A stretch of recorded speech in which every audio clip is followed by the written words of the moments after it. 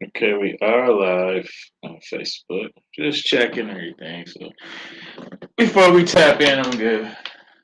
Get a shot because I kind of posted that a little late in the studio here. You know how we do it. This camera's getting on my nerves today. Oh, get that right there. Addie girl. All right. So that is that. That is there. All right. I take that. What we gonna do? Let's do Instagram. Let's do Instagram. Pop that off. Yeah, I think what y'all think. Instagram, let's do Instagram too. YouTube, Instagram, Facebook, TikTok. Let's go there with it.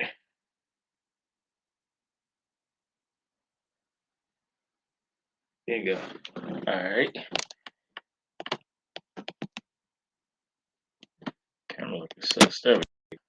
There we go. All right. There go Instagram. We was already on it, but I like this camera for Instagram.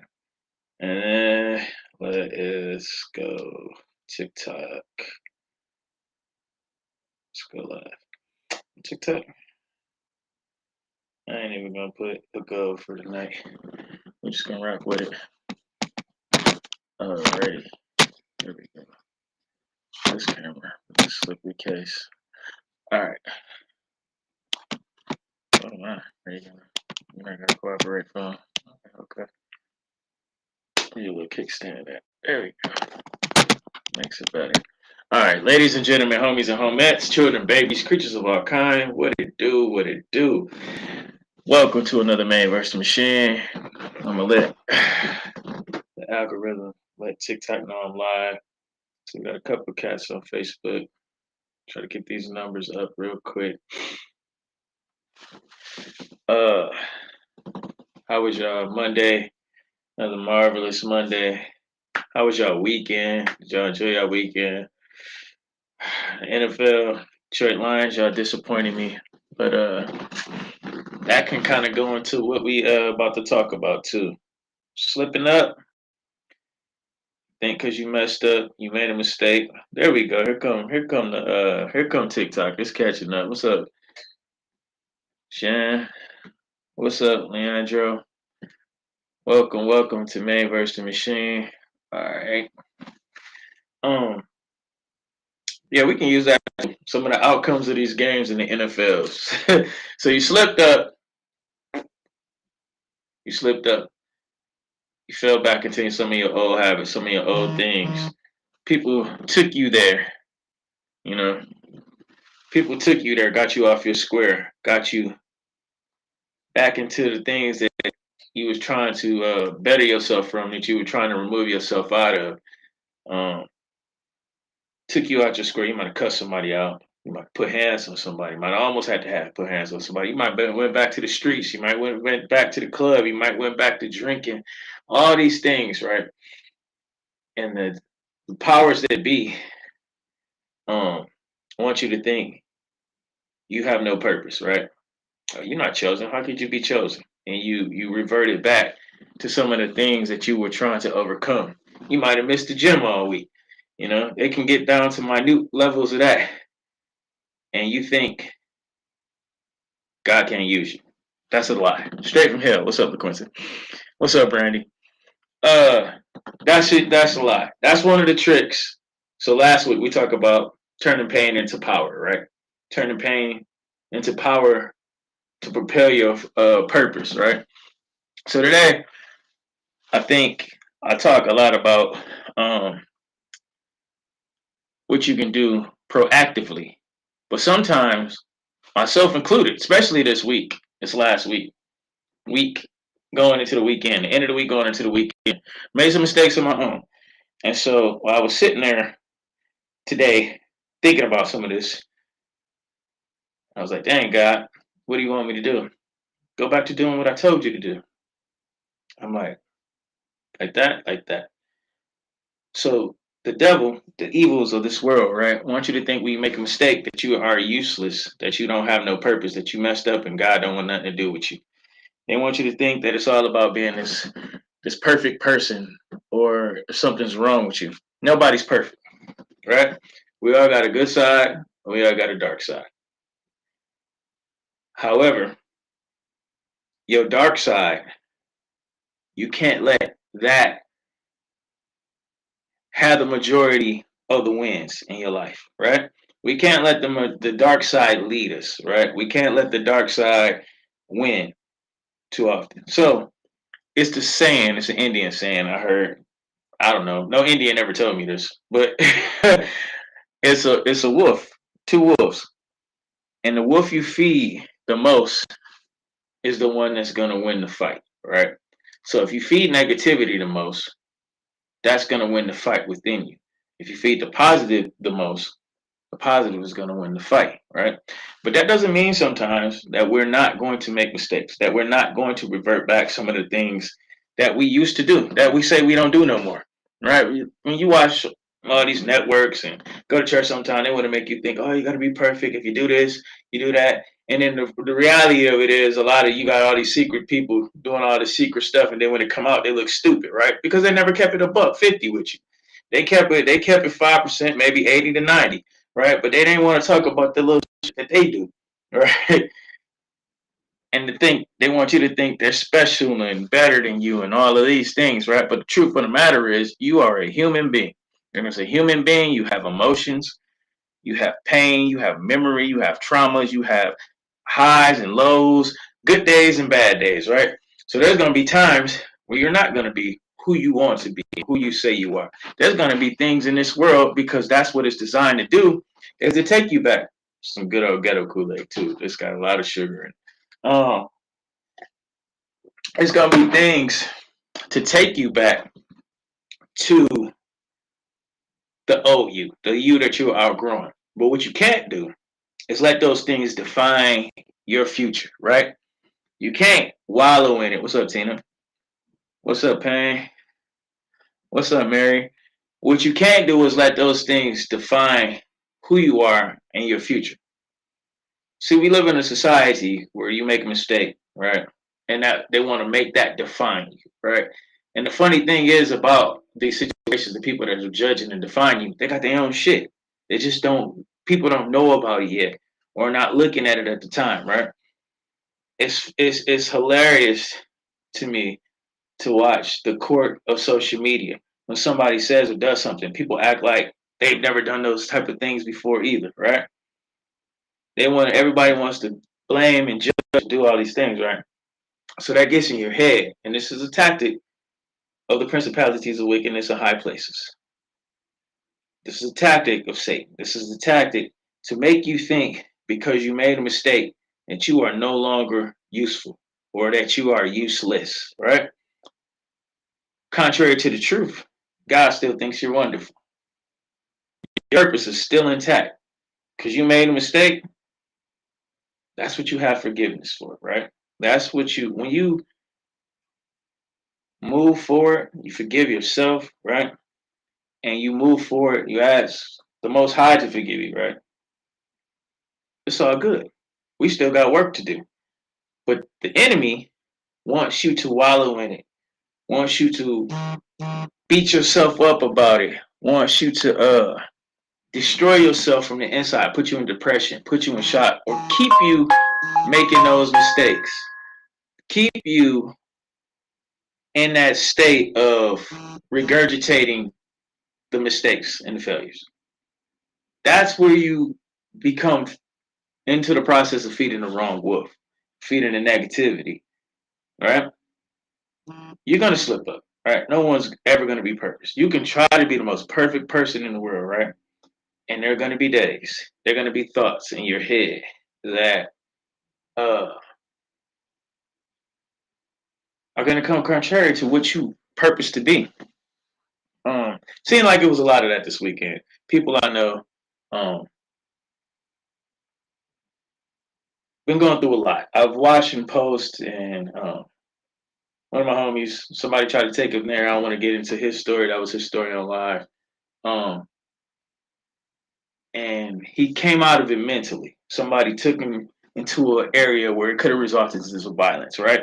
Me myself, like I said, come Thursday. So y'all know I've been building this business, this cleaning company. What's up, Furious? And so when I first jumped off the porch with it, it was supposed to be these big contracts right there, right? So I formed it after talking to the people, the contract house that gets these contracts. They made it seem like they had all these opportunities, babe. So when I get the business, don't hear from them no more. But now I just literally spent all this money starting this LLC. So I got back into the grind of marketing, right? And so I'm on the beat basically. If you know anything about marketing, for every 10 no's, you're gonna get one yes. That one yes may or may not materialize into a sale, right? So I've been on the beat, door to door with flyers and cards and everything. I'm like, man, this is not what I thought this was supposed to be. I'm thinking I'm gonna jump into $10,000 a month worth of contracts. Didn't work out that way. And so I was depressed, just like any person, right? So I started hanging out. What I said I wasn't gonna do, I started doing again. Started hanging out, going out, and I realized what I was doing was masking the pain, right?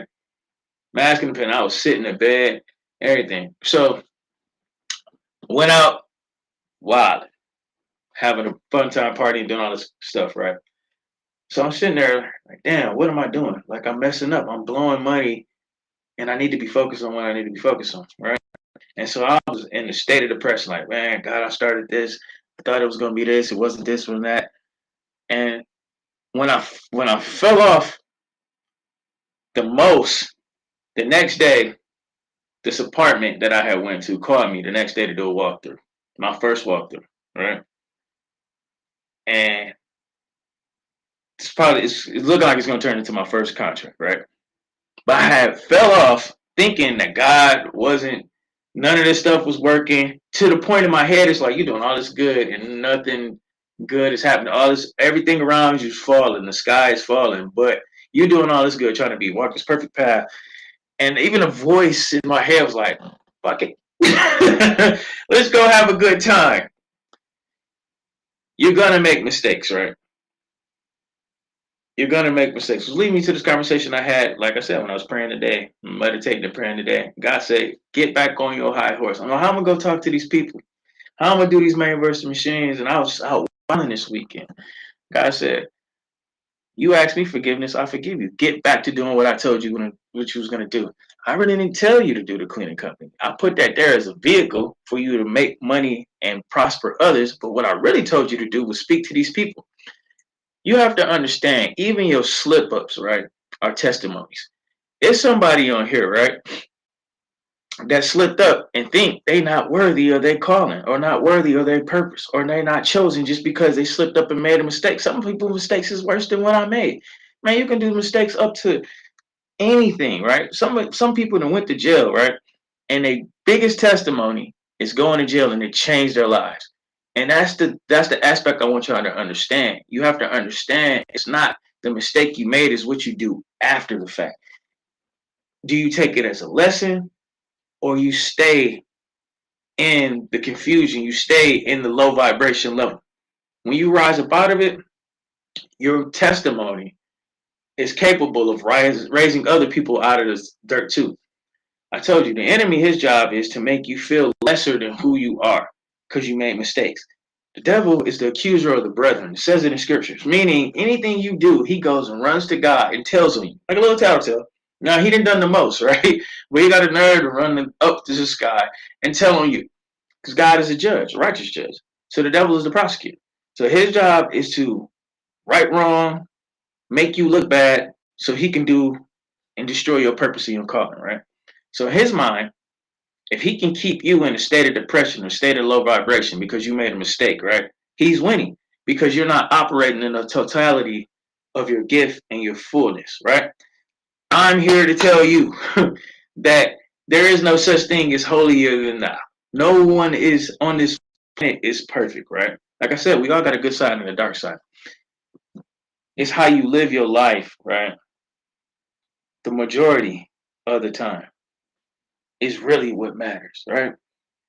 Yes, we try to be perfect. We strive for the mark, but it's what you do when you may mess up that defines you. Do you get up or do you stay down, right?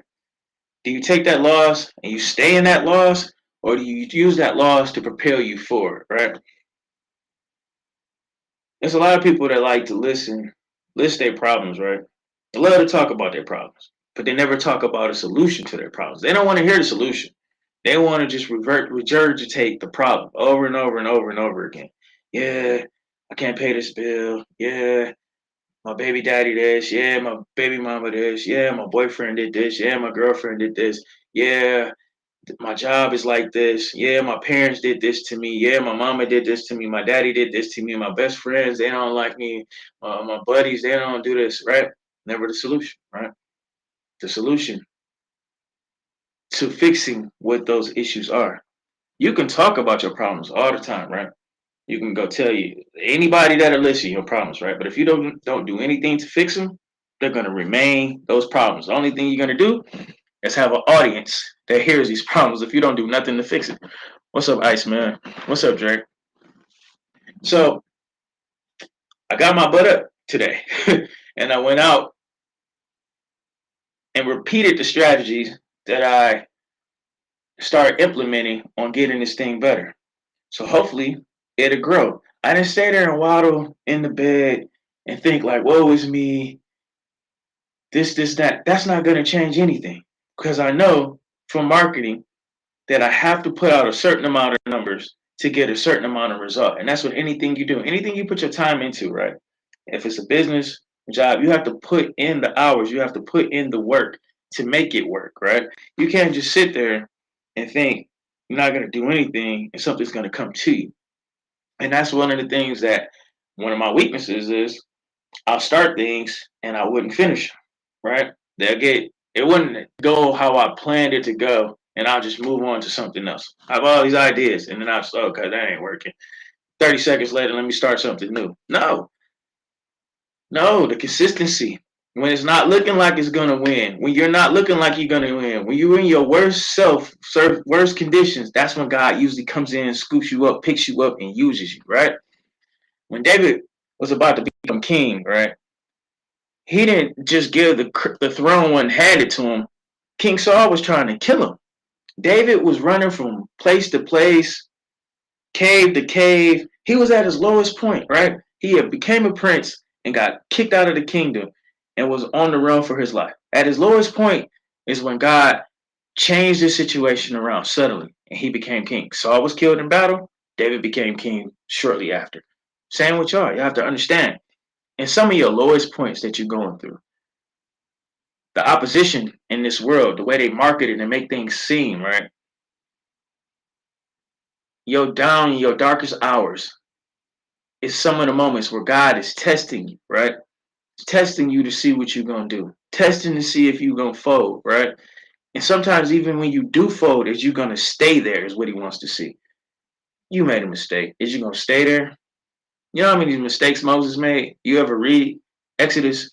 Mistake after mistake after mistake. God didn't just kill Moses. He kept moving. Moses, go repent. Come on, we got stuff to do. That's what I'm trying to get to y'all in this video. You got stuff to do. Don't stay down on yourself because you made a mistake. Don't stay down on yourself because somebody took you somewhere, right? Learn from that, not to repeat those mistakes, but also learn to get up and keep going. You still got purpose. You still got power. You still got love from the Most High, right? Don't be confused by you. Your mistakes are too big for you to overcome. No, they're not. No, they're not. You know why? Because you have a gift in your body that so many people today didn't have when they woke up because they didn't wake up, but you did. You still have opportunity to be the best version of you. The best version of you doesn't mean that you always operate on the best, the highest level because you're human. You're going to make mistakes. I'm human, you human. We're going to make mistakes. Don't let your mistakes define you, is the key. Don't let your mistakes define you. So One, when you make the mistake, acknowledge it. I fucked up. So many people can't do that right there. Acknowledge that they messed up. They would rather dig in, right? They'd rather dig in and keep destroying themselves, right? And destroying everything around them. How many, right? And everybody has this to a degree, okay? It takes discipline, development to understand that the biggest thing to correcting a mistake is acknowledging there's a problem, right? A lot of people on this planet can't do that. A lot of us on this chat, how many times, right? How many times we just screwed up and we tried to bury it instead of acknowledge it, right? Tell the one lie become two, the two lies become four, the four lies become 20, and then it's out the park, right? You know where that come from? Not acknowledging the mistake, right? We try to cover it up, sweep it the rug, patchwork it, put band-aids on it, right? Instead of just saying, hey, I did this, or this, right? And that in the problem right there, because why? You acknowledge there is an issue. And then finding solution to the issue.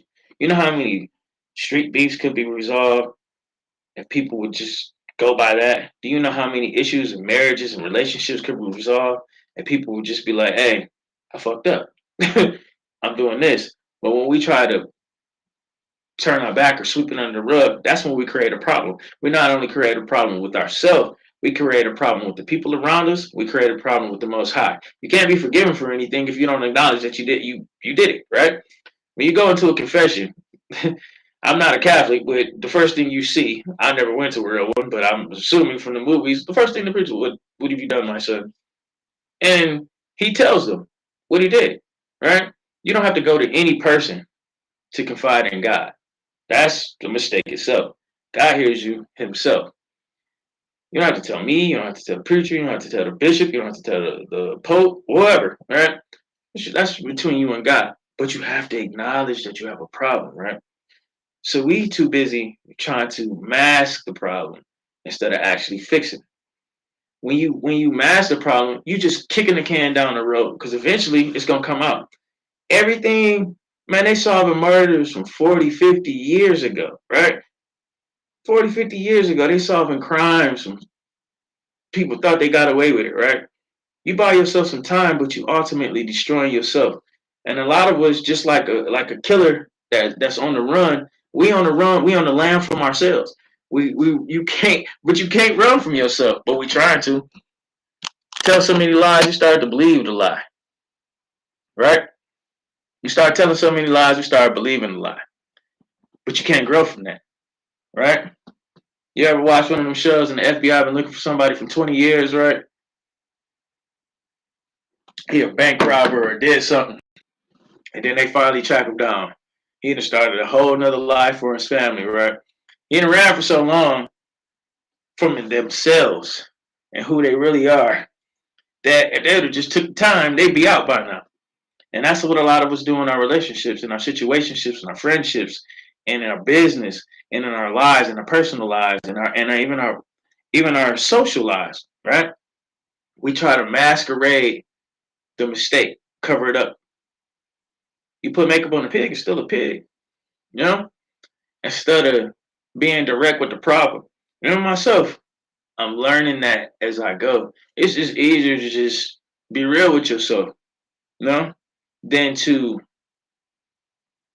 continue to masquerade and be on the run from yourself internally. So, like I said, when I did with all the stuff I did this weekend, I came back to my senses like, dude, what are you doing? You self-destructive. And I've done it so many times because I put so much pressure on myself. You self-destructive. And what the enemy was trying to get me to do was not come and keep it a buck. Because if he could keep me from doing these, right, I'm not doing my purpose of what God has given me, which is to bring light to people, right? So that's what I told y'all. Like in all these main versus machines, what the machine's job is for you to hide your light. It's to cover your light. Don't want your light to get out. Because this what your purpose to do on this earth It's not just to benefit you, it's to benefit more people. So I got up and I was enthusiastic about doing this live. And unlike most people, I'm not telling you my achievements. I'm telling you my lows. The achievement was that I got over my fall. That was the achievement. I didn't make $1 million. I didn't do anything but blow money this weekend and have a good time partying, celebrating my own destruction. Pretty much, because I had nothing to celebrate at the time. What was I partying for? What was I nothing. I'm supposed to be on the grind right now. The fun comes later, you know. But I was enthusiastic to get on this live, and the enemy wanted to shame me. While I was sitting there, like, dang, man, I started some more stuff, put myself in the gym. I spent all this money, did all this stuff. The enemy wanted to shame me, but God used it as another testimony. Why? How is it? To the point I was ecstatic to get up here and tell, like, man, I just overcame that little bout of funk that I was in, and that slide off that I had this weekend, and I'm able to tell y'all you can overcome your setback. God specifically told me, go do what I told you to do. You're still trying to do this, and this. And I'm telling you not to do the hustle no more. We're not hustling no more. We are back. This is your focus, is what he told me, basically. Get back to doing what I told you to do. Don't worry about the other stuff. I got covered the other stuff. Do what I told you to do. But the enemy wants you to look at your slip ups, your unsuccesses as failures. He wants you to keep you in a state of low vibration, in a state of depression, a state of shame and sadness because you might have fucked up. I'm here to tell you, learn from them and move forward with your future. Don't let the mistakes you made yesterday have a hold on you so you can't correct them today, right? So you can't move forward today. There's some things that we could do to jam us up, and we got to get smarter on that. Not making those same mistakes, right?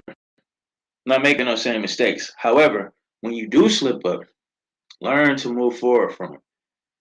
But of course, try to avoid the mistakes that can put you in a situation where your future is delayed or your future is messed up or your future could come to an end. Because that's what it is. The devil wants to get you in spaces where he can have an opportunity to put his hands on you, to get his hands on you. And sometimes that's even in the physical form. To get you out of your square from out of where you're supposed to be so he can compromise the goals that you have for yourself and that God has planned for you. That's his job. That's what he wants to do with you is to get the opportunity to get you out your square, right? When he does get those occasional wins in the battle, right? Not wins in the war, they just wins in the battle. You got to get up. You got to keep going, right? You ever see somebody climbing a mountain and they slip, chain catch them? What you gonna do? Keep hanging there? No. Pull yourself up. Get up. Keep climbing the mountain, right? God is like your safety vest. Repentance is like your safety vest. It kept you from falling all the way down. You just hanging there. Don't stay hanging there. Man, I can't believe I just slipped. I can't believe I just let this happen. No. You got to get up and keep moving. What's up, Shantae? You got to get up and keep moving. We all make mistakes. We all blow something. Y'all ever blow a bag before? And then you think about it. Damn, I done blew a bag. Now the light bill coming up and I got the car coming up and all this. I done went out and did this, and this. Yeah, you fucked up. But you got to get up and correct it. Man, I messed up. What you gonna do? Keep wilding in it? No, you got to go make some more money. You got to go do something else, right? It's the same thing. It's the same thing. You can't allow your mistakes to hold you in captivity, and a lot of us do that. A lot of us allow our mistakes to keep us from making the progress that we really could be making. It holds us back more than just about anything. If you think about it, certain things, why you ain't do this or why you didn't do that, why you didn't take that opportunity. I feel ashamed. I don't think nobody gonna listen to me. I feel ashamed. Or I don't think I'm smart enough. I dropped out of school. I don't think I can make this type of money. I don't think nobody gonna take me serious because of this. I don't think I could love nobody because I was this way in the past. I don't think nobody can love me because I was that way in the past, right? Nah, nah. You gotta keep moving forward. You can't let your mistakes define you, right? If I'd let some of my mistakes from my past define me, that'd be crazy. I wouldn't be nowhere in life. Never would have had nothing that I've accomplished in life if I let my mistakes stop me. But my mistakes couldn't stop me because God got me. Same the way He got you. Your mistakes can't stop you. They ain't stopped you yet. You still breathing. You might not be in the situation that you want to be in. Shit, I'm not in the situation I want to be in. This is nice, but it's not where I know that I'm destined to go. Right. So you can't let your past mistakes. I don't care if it was 10 years ago, 20 years ago, or 20 seconds ago. Recognize it, acknowledge it, and move forward from it. Right. Don't sit there and wallow because you fell back into something. That's not what the game is about. The game is for you to get up and keep progressing, not regressing, and learning from it too. That's a big thing. That's a big thing because even myself, and like I said, I'm speaking to y'all. I know better. You know, we got to stop doing the I know betters. You know what I'm saying? I know not to do this because the I know betters is when you put yourself in a space where some real bad stuff can happen. I'll tell you a quick story of what happened this weekend. So I pulled back up to the bar to watch the Monday night game, Sunday night game. So pull up to the bar instead of watching it at the house, chilling, doing what I was supposed to do, setting a strategy for Monday or what I was doing today. Let me go back out. Let me hang back out. So I go out, pull up to the bar, sitting sitting in the car, and I hear pop, pop, pop, pop, pop. Look back, I hear the arguing. Right, all I hear is 6 shots. Look in my rear view. Dude shooting in the air. He arguing with his girl. I thought he shot her at first. But he is shooting in the air. Right there should have been a flag. Right? But see, that's right there. God telling you, like, this is a sign. Like, what you doing out here? Bullets can fall anywhere. Right? Luckily, he didn't shoot nobody. Put his gun in the car, walking down the street. Police came. Right? This is the shit that you have to stay out of because just as easily he could have went on a tyrant. You know? That's not where I'm supposed to be. I'm supposed to be at the house. And studying what I need to be doing to build this business and to build this brand, right? But I'm outside because mentally I'm throwing a tantrum because I wasn't seeing tangible results for what I was the work I was putting in, right? That's the devil fooling you. That's the devil fooling you. I literally sat there, look, I mean, he one row behind me in the car, like 6 shots. That quick. That could have been life ending for a lot of people. You know what I'm saying? That could have been another trauma for somebody getting gunned down behind me. Crazy part, I've seen it so many times, it don't even really affect me like that no more. I just sat there, watched them, hopped out of the truck, and went and watched the game. But however, when I start thinking about it, like, boy, is you crazy? Like, what did you even putting yourself into these spots before? And God done already took you out of these type of situations so many times. Like, it's you. So we play with fire a lot. So moving on from what I was just talking about, if you missed it, we'll still dabble in it. Is not letting your mistakes define you, but we at the same time we still have to stop making the same mistakes. We still have to not repeat the pattern. Don't use the God's grace as a reason or a scapegoat for us to continue to make the mistakes. Put your best effort into being the better version of you, but at the same time, I'm telling you, you're going to make mistakes. Peter said it himself, right? If y'all don't know who Peter is, Peter was one of the greatest disciples. He read a lot of the verses that you see in the New Testament, right? And a lot of it is about him. Peter and Paul, we're going to use Paul as an instance, right? Paul was so powerful, it said that their shadow, they can walk past people and their shadow of them would heal people, right? But Paul said in his thing, he says, it's a thorn in my side. Had it not been for this thing, when not an actual physical thorn, it was a thing that he indulged in that was sinful. I don't know if it was pride. It never really speaks on it, right? But he said, if not, I will be exalted above all. Meaning he will be the shit on the biblical side. But he had a thorn. He had a thing about him, right? That God kept in him that humbled him. So you have to understand the dark side, the bad wolf, the big bad wolf is in all of us as some area of it, right? But we just can't keep feeding it, right? So we're all going to make mistakes. If Peter made mistakes, how are we not? No? David, like I said, just using David as a reference, David's always going to be my reference, man. His life is kind of similar. So if he was the king already. David killed, maimed, murdered, lied, steal, cheated. And God said he's a man after my own heart. Don't believe me? Read it. Read it in Kings. And however, the one thing David had was he knew how to repent to God. He knew how to forgive, be forgiven, and move forward. And that's what you have to do, right? David, the giant killer, did all types of wild stuff. So David was a wild boy. But God said, that's a man after my own heart.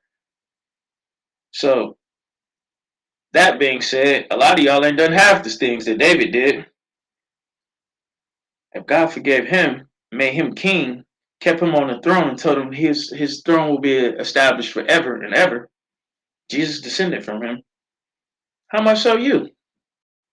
But don't allow the enemy to think that because you made a mistake that you are not worthy. That is a crucial thing. People make mistakes. They want to go out and hurt themselves, do harm to themselves, and just give up. And it's all lies. It's all lies. You can be forgiven. It's people that went to prison for murder and came out and done more philanthropical stuff for people than a lot of people. Do y'all know what Malcolm X did before he was Malcolm X? When he was just Malcolm Red, do you know some of the stuff that he was doing? Right? But he came out and changed his whole life. And his legacy has lived on and will live on way longer than the actual person. You know? He became so powerful in what he was doing that the machine decided to assassinate him. But before that, he was a thug. He was a criminal. So don't let society, the powers that be, the principality of wickedness in high places confuse you to think just because you made a mistake that you're not bigger than your mistake. You're not bigger than your purpose. Like I told you, without no test, there's no testimony. If you hadn't went through the things that you went through, the good, the bad, and the ugly, you wouldn't have no story to tell nobody. You know why these platforms be so big? You know why? Do you know why rap music and music that tells stories is so big? They just telling their story. Somebody wants to hear your story. You know different than any of these platinum rappers, right? You got a story to tell, the things that you've been through, right? And then all about just because you went to the hood. It's people on here telling stories how to become corporate bosses and corporate millionaires, right? Somebody want to hear that. The AI guru may necessarily come from the hood, but he can tell you how to get rich, right? These are stories that you guys want to hear when you're paying for coaching, right? And you're paying for mentorship. When you on these channels like this, Main versus the Machine, am I telling you anything but what I've been through? No, I'm telling you a story. Somebody want to hear your story. But if I went through shit, then what could I tell you? If I had never been broke, I could have never told you how to get money or how to navigate through that, right? Right? A millionaire can tell you how to get rich, but if he was born in the millions, he can't tell you how to survive. I put people on this platform that's been both broke and a millionaire. I'm a thousandaire. So working on the millionaire now, but you got to put yourself around the people like that. But if you give up, right? If you give up, if I would have given up when I caught my first case, I never became a supervisor, right? If I'd have gave up, like, oh man, I got a record now. Oh man, I did this. Oh man, I did that. Oh man, I had a child when I was just turned 18, right? Oh man, if I'd have gave up on any of this, but you know what? These are experiences, and I can tell you what it's like to navigate or having a special needs child when I was 18. From going to the hospital 10 times, 2 times a day for the first 10 months of his life. I know what that's like, what that struggle is like, what that's like to be in a young relationship where you're fresh out of high school and you got to deal with this type of things. I know what that's like. I know what it's like to be all the way up too. I know what it's like. You see me on boats and jet skis and all that stuff. I know what that's like too. And I know how it's like if you mismanage money and mismanage opportunities, how you can be right back down. That's why I laugh and scoff at people that just laugh at people or try to flaunt their wealth. A fool and his money is easily departed, right? A fool and his money is easily departed. But I also know how to get that bag back. We just doing it a different way this time. I'm fighting my own nature as a hustler because God got something different from me. But that being said, y'all testimonies, y'all problems, and the things that you went through, don't be ashamed. That's what the enemy wants you to do is keep your mouth closed, right? He wants to cover your light. He wants to make you ashamed of the things you went through in your past, right? For real. For real.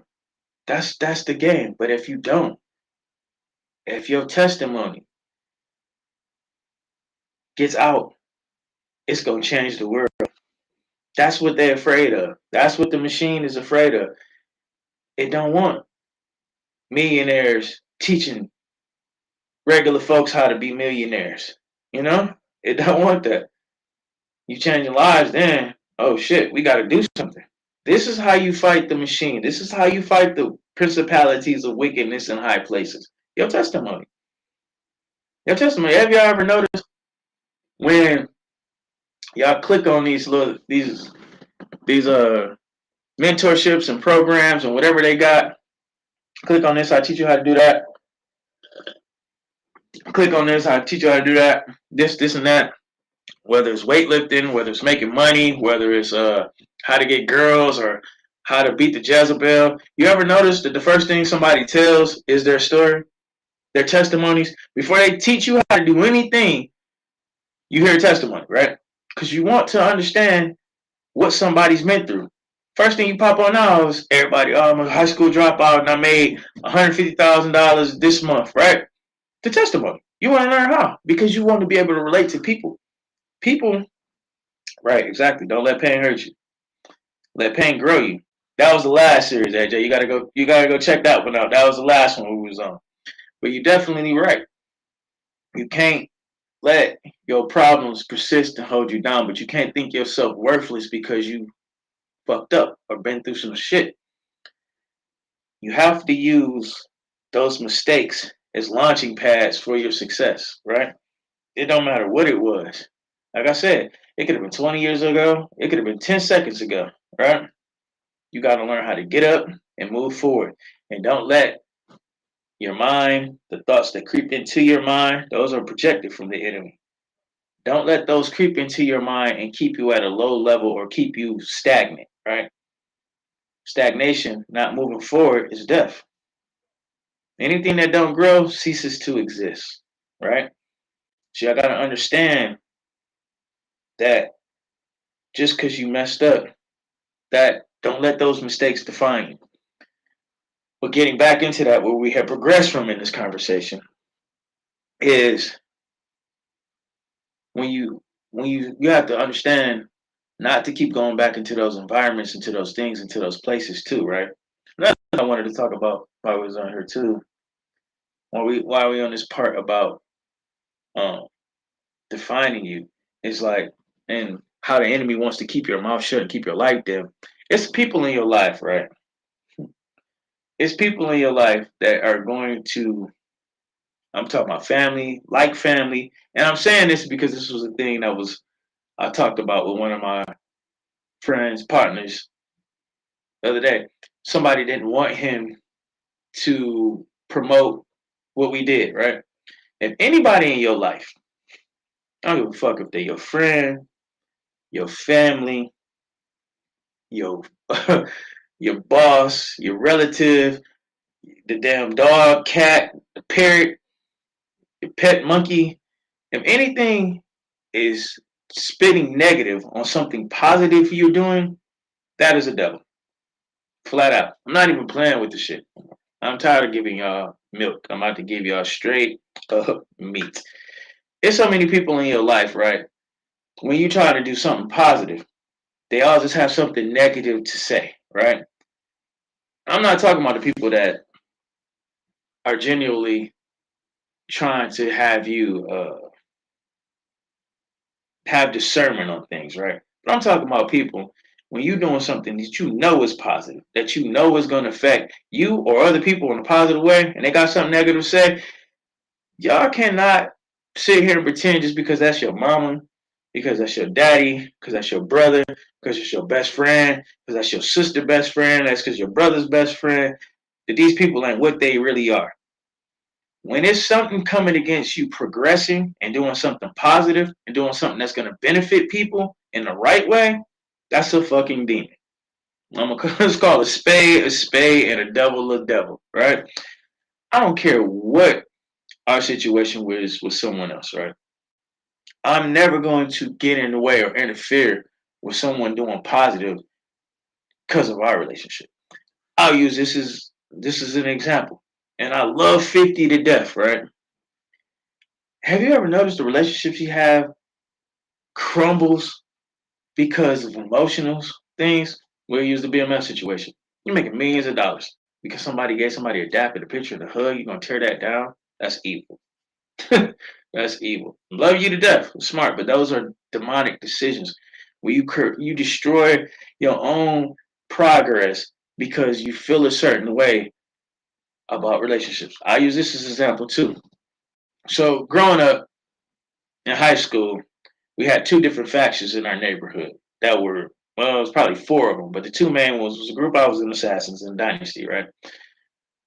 One of my main partners that I do events with, parties with, coming up, right? He used to be on the other side.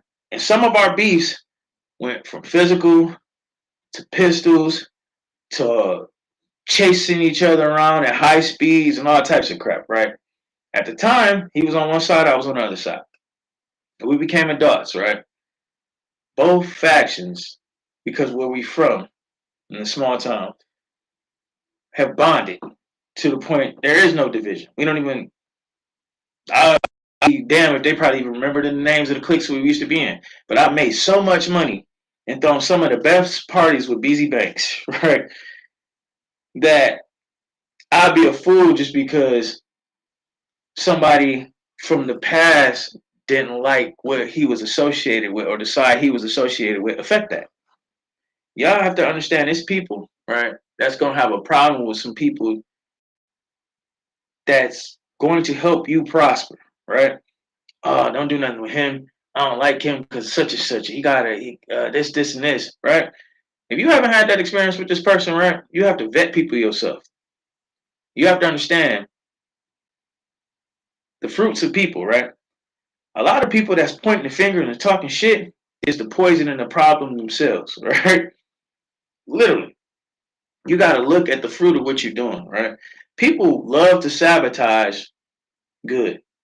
For real. They got no problem with the hate and dysfunction and confusion, right? But they love to sabotage good. Do not let someone that hasn't done anything for you in a positive way, but they just know you, or they just related to you, or they just be around, fuck up your future. It's going to be opportunities when you becoming the person that you're supposed to be. God is going to put people around you, right? That's going to benefit and increase your life. But there's going to be people from your past that ain't good for nothing but partying and bullshitting and causing confusion, corruption, fights, and all types of shit. It's going to be people in your life that's going to hate to see you benefiting for those new relationships. And they're going to try to bring you down. That's a whole nother man versus machine. But I want y'all to understand that because a lot of people are going through that now, right? It's going to be people from your past that will manufacture problems. What's up, Peter?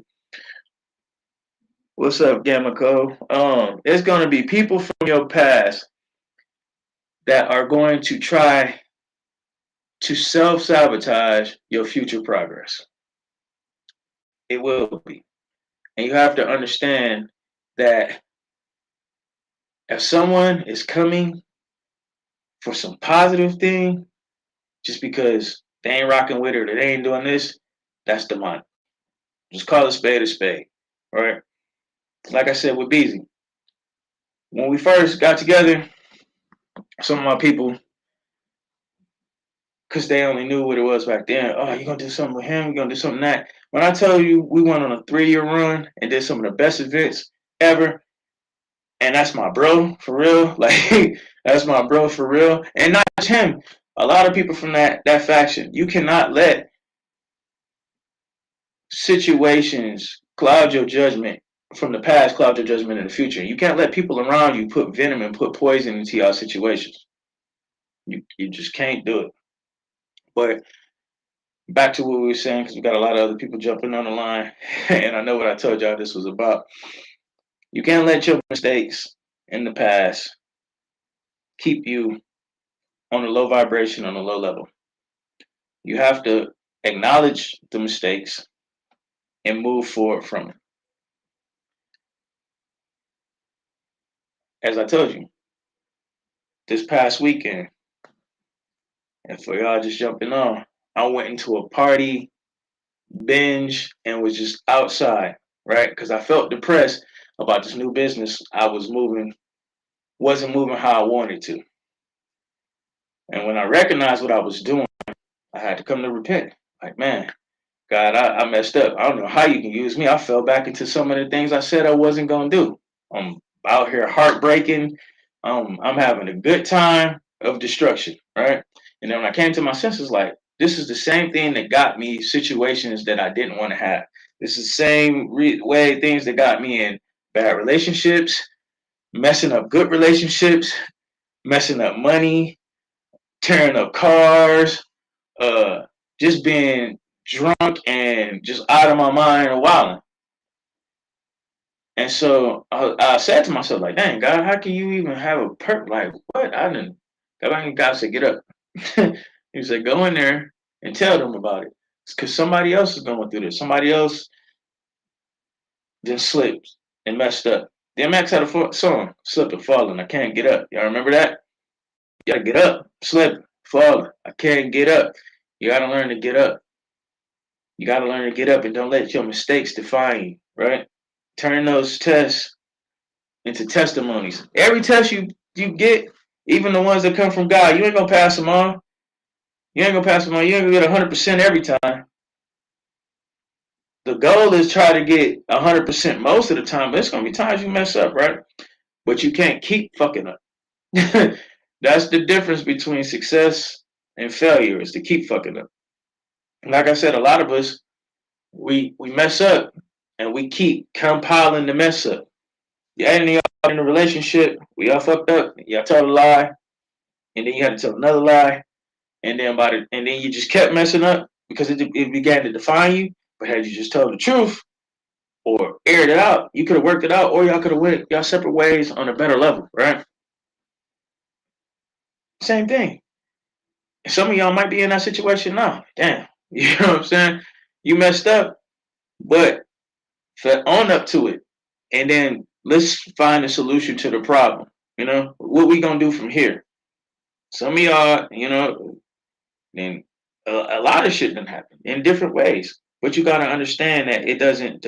Don't let it define who you are as a person.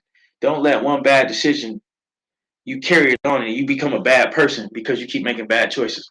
Don't continue to lie on somebody when you can just come up and tell the truth.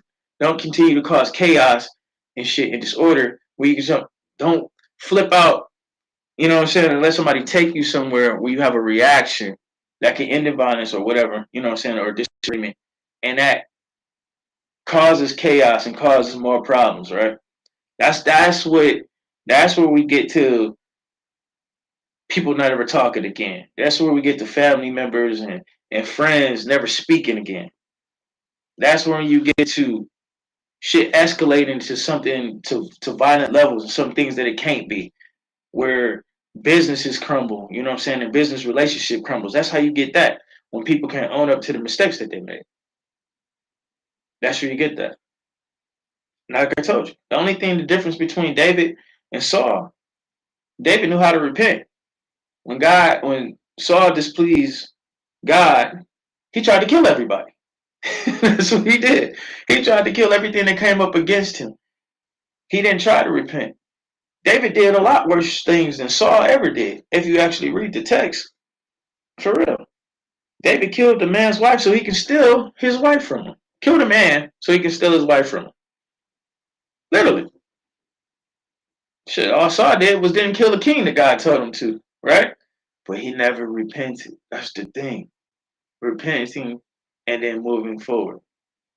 A lot of us have done things that we probably wouldn't even want to speak of, but don't let those things shame you to the fact that you can't move forward. Like I told you, y'all testimonies of somebody. Had I never been the bad guy in relationships, I wouldn't know how to be a good one. I had to own up to that. Like, well, how am I have good and functional relationships? Damn, I'm tired of tearing up relationships. I had to look at myself like, what the fuck is you doing? Oh, you want to be a playboy. You want to be a gigolo. You want to be this, right? Who gets on here and says this shit? Nobody. But you can move forward when you take ownership. When you go through this healing, healing and this, a lot of people would be like, oh, they healing and doing all this crap, right?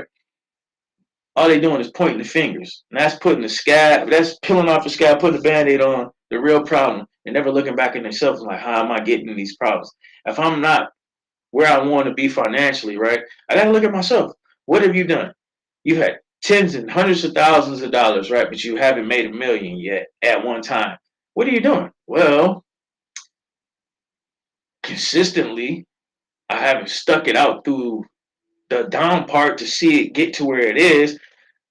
I try to do too many things at one time and not focus on one thing. I have situations where I get in a funk and I just go splurge. I won't sit my ass down and focus and really try to scale. These are things that y'all got to, this is things I told myself, right? If I can say this shit to myself, y'all should be able to say this to yourself. That's how you move forward.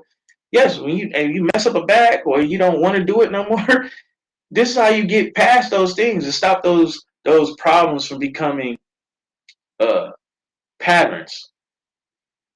Stop your problems from becoming patterns, right? Always failing in relationships, that's a fucking pattern. But people look at everybody else, right? Not being good at handling your money, that's a pattern. Not being successful in business, that's a pattern. Being abusive is a pattern. Being verbally abusive, that's a pattern. You're getting you this is because you're not addressing the problems, right?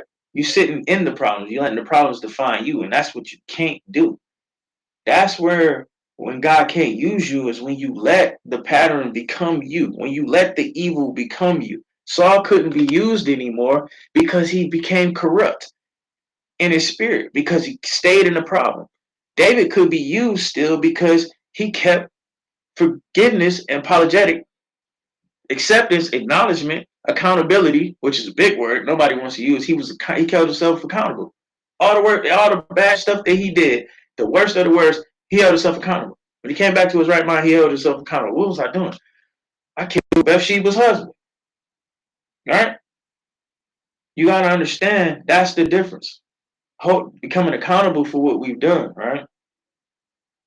The mistakes, I just told y'all a bunch of them right here. I didn't told y'all relationship ones. I didn't told y'all financial ones. You know what I'm saying? I can even tell you things as a father. I think I'm pretty damn good at it for having custody of my kids, but at the same time, I feel like I could have spent more time with them. And it's how do you do that? Well, I got to get myself out of positions where I got to work 12 hours a day, 7 days a week. So I can spend more time. I need to be more affectionate and not so hard because they're not like me. You know what I'm saying? I had to be tough all the time. Take a real man to say that. It's going to take some real women to say that. That's real tough for a woman to be hold yourself accountable. What did y'all do? Was y'all toxic in your relationships? Was y'all toxic after the relationships? You know? That's how you move forward. Two children on this earth, child of God, and children of the devil. That's what defines the different ones. Some people don't give a damn about doing evil. They don't care. It's cool for them. That's what they really are. But you, as a child of God, when you do evil, when you do wrong, when you do bad, what do you do after? Do you hold yourself accountable? Do you ask God to forgive you? Can you come to the people that you wrong and ask them to forgive you? Can you do that? It's a person on here now. I didn't even acknowledge that they was on here just because you know who you are, Tyler. Forgive me. There we go. TikTok and this puzzle thing. Forgive me for any wrong that I've done to you. Can y'all do that? When you're on your live, when your enemies, even when they out of pocket, even when you're out of pocket, that's a bigger reward. And I told y'all this in a couple main verse machines back. That's one of the biggest things when you can cancel your ego, when you wrong people, and this is another part of it too. When you fall back and you wrong somebody, and you can ask them for forgiveness, and you can mean that, and they still trying to harm you, that's a whole different level. That's a whole different level. That's a whole different power. When somebody trying to destroy you and you still can forgive them. Y'all got to start learning how to use these things. But first, what we talking about today, don't let your mistakes cover your light. Don't let the devil trick you to think you worthless and can't be used and God don't want to use you no more. You have no purpose and God hates you and the world hates you and all these other things because you made a mistake. It's not true. It's not true. It's not true. I just told you, Malcolm X. Before he was Malcolm X, he was a bad dude, running around doing bad things. He turned his life around. What if he'd have stayed in that mindset, right? One of the brightest, one of the brightest minds in all your history books, right? Had he stayed in that mindset, and the principalities of wickedness, the evils, kept him in that mindset, you would have never known or the progress in pain management tips. Oh, for sure. I got you. What was that? Yeah, I got you. So you want pain management tips? That's a good one. Let me go back to Malcolm real quick before I get into that. Um, yeah, he would have never been this historical figure had he just stayed down in his mistakes and wallowed. If he'd have stayed down when he got out of prison and went back into the things that he did, right? Pain management, right? So when you make a mistake, first thing is accountability. I myself, and as we all, it's work in progress, right? First thing people do when they make a mistake, they want to cover it up. That usually is the form of a lie, right? And then you have to tell another one because the initial shame that you feel when you make a mistake, right? So pain management, as the question was brought to me, is the first thing is becoming accountable for your actions, right? Don't go blaming this, and that person. Look right into the mirror and what could you have done better, or could you have done differently, right? Even in the heat of the moment, um, I gotta say, like I said, I don't want to steal your thunder because this was your thing that you was talking about. My bro, he got into an altercation at his gym that could have went south, right? He's a boxer, he's a trainer, and some things got out of hand. Well, what could happen that could have turned violent, right?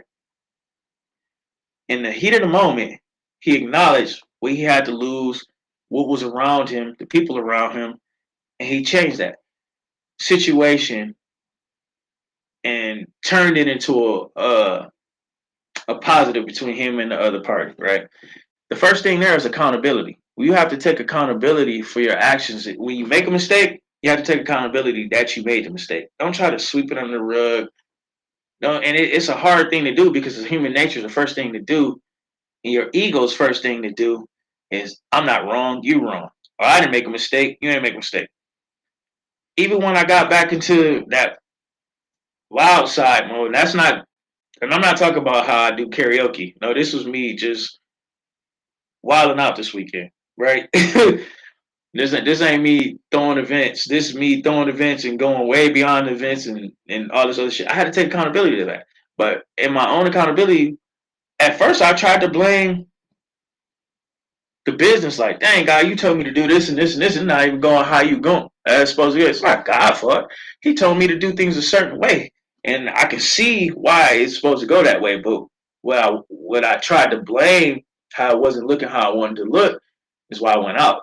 That's false, right? That's false. If I go beat somebody up, right, because they talking, I know I'm going to jail, right? So if I go out and do it, how did I just this person said this and that to me? I'm just using this as an example. This person said this and that to me, right? You have to take accountability for yourself, even sometimes in the heat of the moment, right? Just like I was using bro situation, right? You got to take that accountability in the heat of the moment. Why am I acting like this? I'm too grown, I'm too paid, I'm too saved, I'm too prosperous, I'm too blessed to be acting like how I'm acting, right? Even when it comes to relationship situation, like I said, I could blame other people's actions for some of the things I cheated or I did this because you made me feel this kind of way, right? There's no accountability in that. So what you when you do things like that, when you make those type of mistakes, right? You compounding the mistake. You're not coming back off of it because you're not healing from it. You're not doing anything but covering it up. And it's an unhealed wound. And so what you will do is every situation, and I'm just using we jumping from relation to relationships now. What you do is every time you get into another relationship, you will anything of those triggers will cause you to revert back to the behaviors that you did that were toxic in those relationships, right? So I had to learn that too. And the bro asked me to use my own stories for this. So my triggers is when I seen things, is dealing with a lot of females, when I seen things that showed me disloyalty or showed me certain things, I would self destruct the situation. And then when I learned with dealing with women, I could make myself the bad guy just to get rid of them, right? What does that mean? That's like upper level psychological warfare. So I would do things to make them hate me just so they would leave me alone. Because the way I was set up was even if I knew you was disloyal and if I found you useful for sex or hanging out or whatever, I keep them around until I couldn't take it no more, and then I would just do something to make them hate me and get the fuck on. That's toxic as hell. That's like upper level toxic as hell. I could never be in a good relationship if I stayed that way, right? So I had to take accountability for myself. Like, dude, you're a whole monster. You messed up some good relationships and overlooked some good things because you're traumatized and hurt. So using my own story and telling you this is that a lot of people are that way.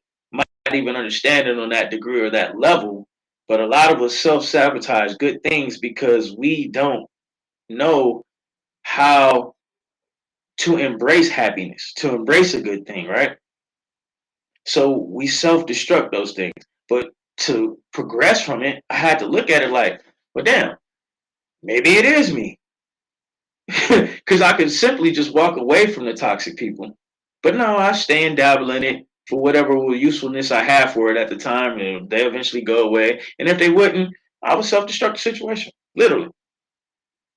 Get caught cheating on purpose, or do something stupid on purpose, or blow up a situation on purpose. And so that was toxic behavior. Ladies, y'all can take that. Y'all probably gonna understand now some of the shit that men do. Alphas, for real. Uh, but it wasn't good. Too old for that shit. They hurt a lot of people. One of those people might, if she's still on here, might have been you. Another thing, as far as this pain management thing, and I think the last level of it that I just recently got is when someone's doing something to you, even in the moment, saying things, uh, being hurtful, going behind your back, doing things, and learning to forgive even while you're under attack. I think that's the greatest thing that I'm learning right now is to, because I used to couldn't understand that. It's like eye for an eye, tooth for a tooth, right? Like when Jesus said, turn the other cheek, I'm like, he crazy. That's one thing I ain't gonna be able to do. But now I understand to actually have that much love for people and for yourself and for understanding what's really going on is that when you can forgive people that's attacking you, that's discrediting you, that's lying on you, that's the ultimate power right there. Is to love someone even though they're your enemy at the time, because you can change them from that, right? Um, what else you want me to talk about AI? That was just some of the situations. What's up, Brittany? That's just some of the situations. Like I said, even with business and money, it's like I've been given opportunities to multiply money plenty of times, but a lot of the times I spent it on things, things I don't even have anymore, things that didn't bring me more money, things that brought me instant glorification. Oh, you got that car. Oh, you got that chain, or you got that watch, or you got them clothes, or you got them J's, or you got this, or you know those type of things, right?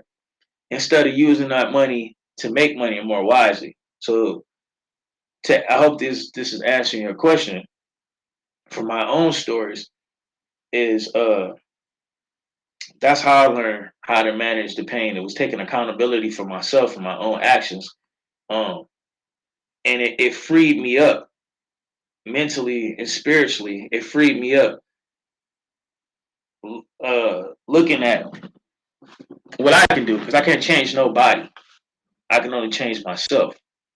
Hopefully, um, hopefully being able to express that can change somebody, expressing love, expressing true uh, empathy for people, that would change things. But yeah, I noticed that just changing myself, that was the best management you could ever have is accountability for yourself and then really making a change, wanting to change, um, wanting to be better in those aspects. So that's the only way you're going to really heal and get better is assessing yourself and then taking the corrective action for that.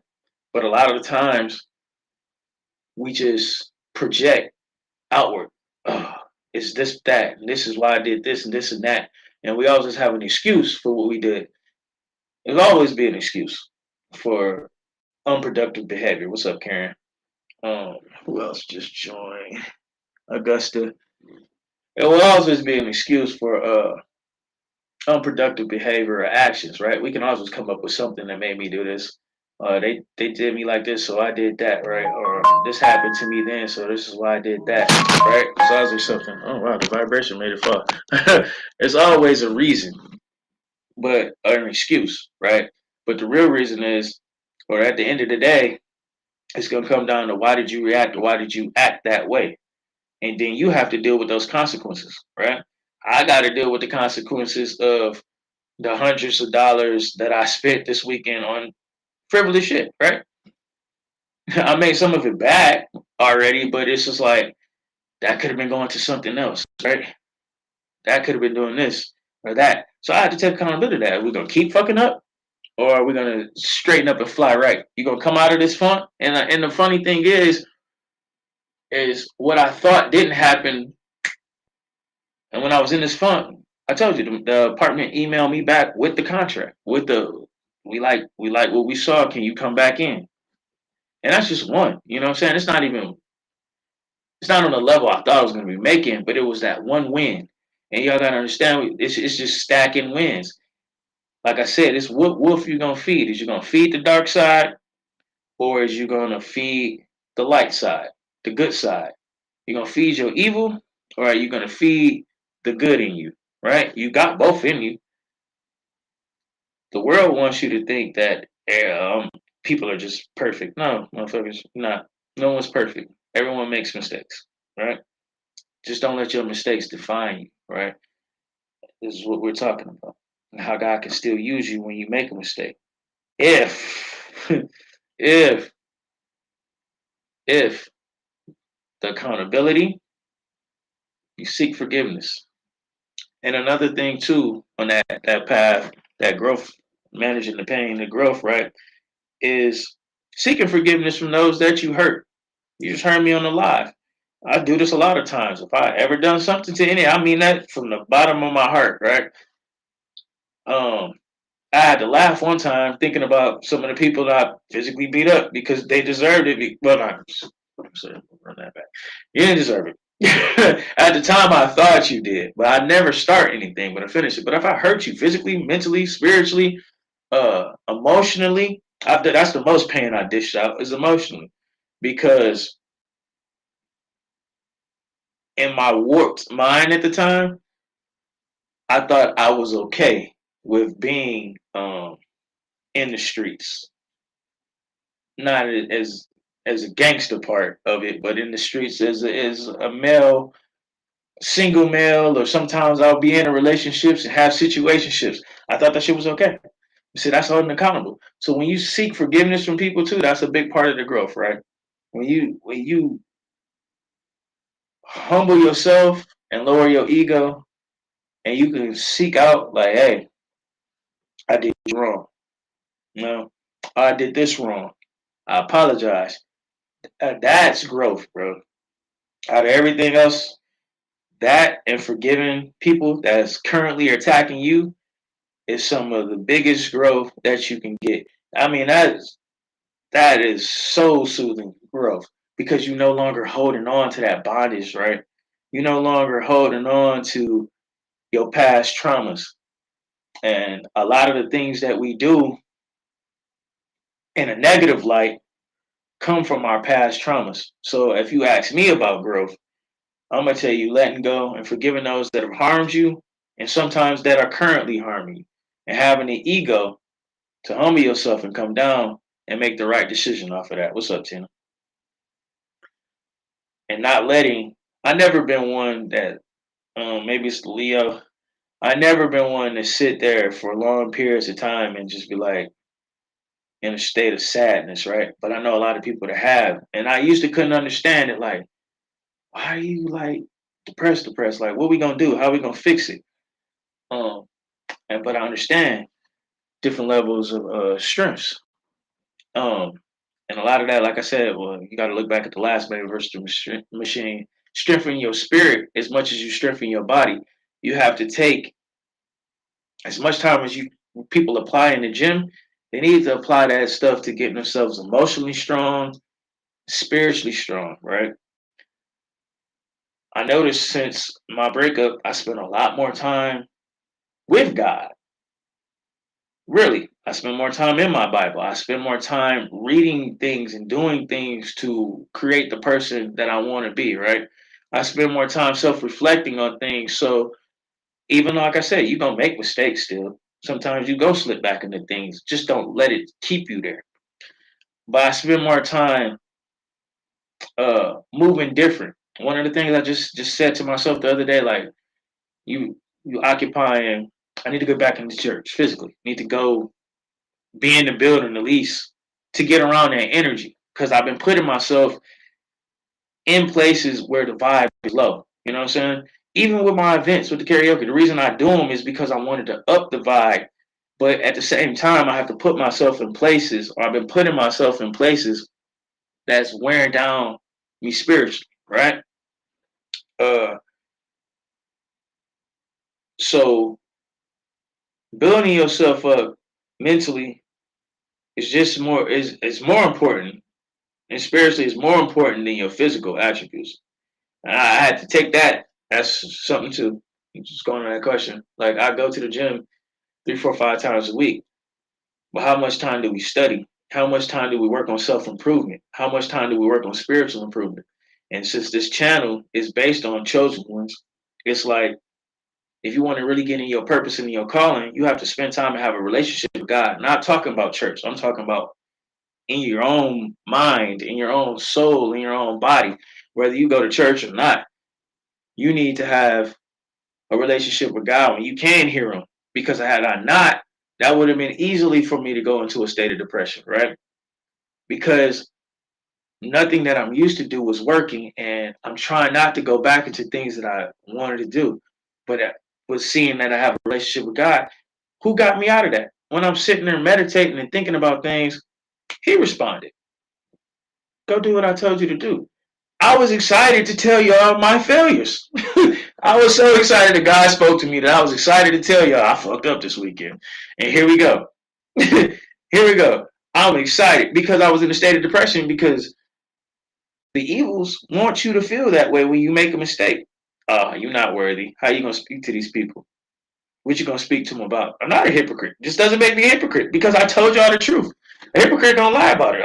Man, I ain't do this. I would never do that. No, like I fucked up just like everybody else did.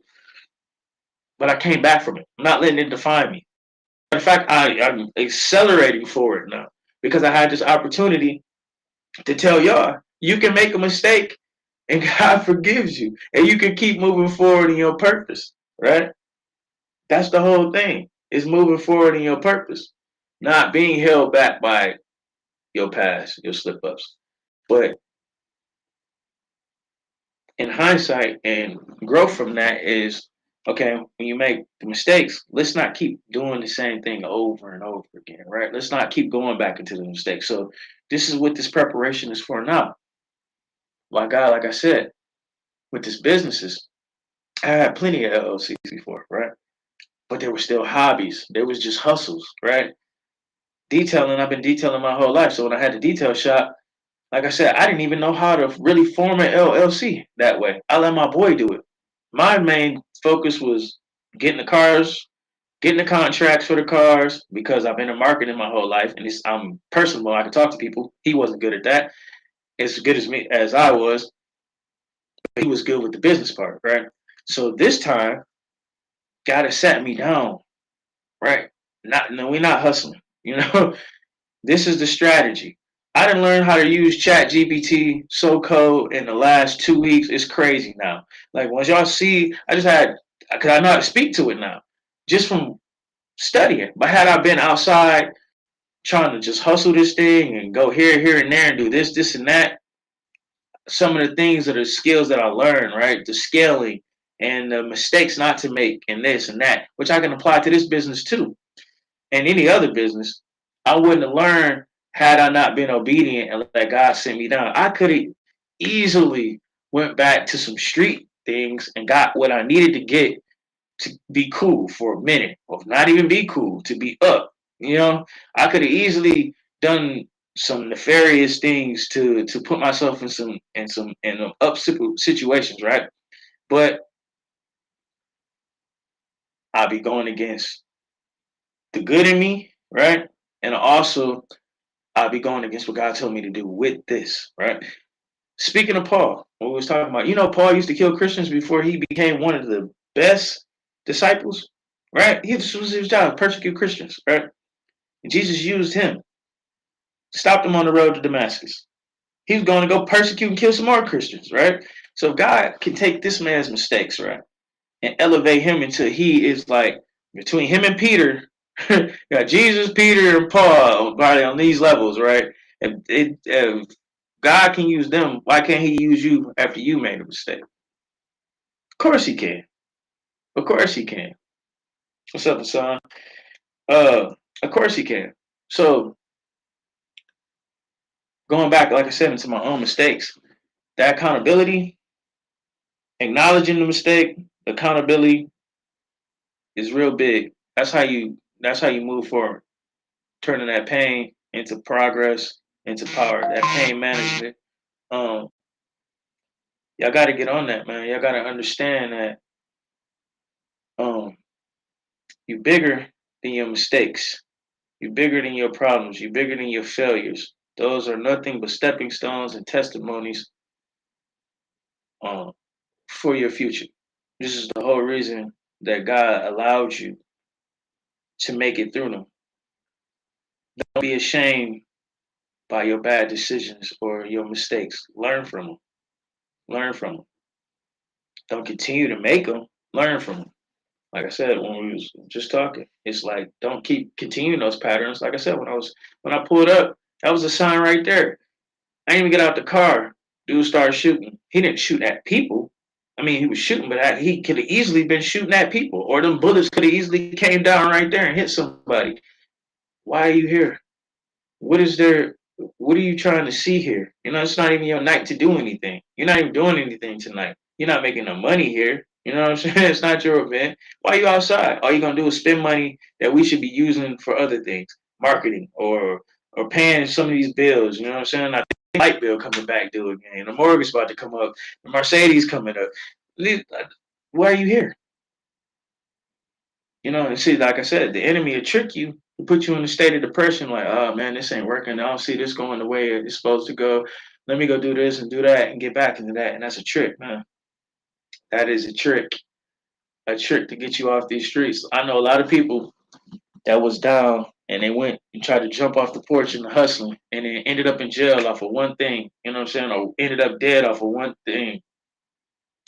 Uh, so you got to be smart. You got to be tactical because the enemy, the machine, it's tactical. You know, the devil is tactical. So he's not playing with you. He's playing with your life to destroy it or to, at the very least, hold it up. So you have to be smart with that same intensity that the world is coming against you. You have to use that same intensity, that same ferociousness to overcome it, right? It's like watching that game last night.